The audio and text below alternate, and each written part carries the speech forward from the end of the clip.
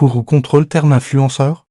Le mot influenceur, pour moi, c'est une conséquence d'un créateur de contenu, mais ça n'a jamais été un métier. Mais après, c'est pas vraiment la question c'est le terme influenceur.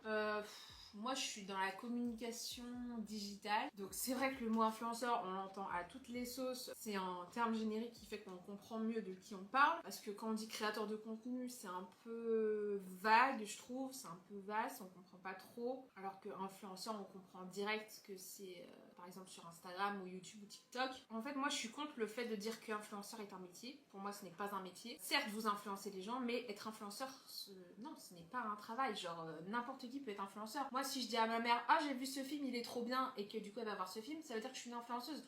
Non, non, influencer les gens, ce n'est pas un métier, c'est une conséquence. Créateur de contenu, c'est un métier. Vidéaste, animateur de concept, oui. Mais le terme influenceur pour désigner un métier, non. Je suis contre. Et le terme influenceur en général, en fait, c'est un terme qui est pratique parce qu'il est général et qu'on n'a pas besoin de dire sur quelle plateforme la personne est. C'est un terme que tout le monde comprend, que tout le monde utilise. Donc c'est un peu...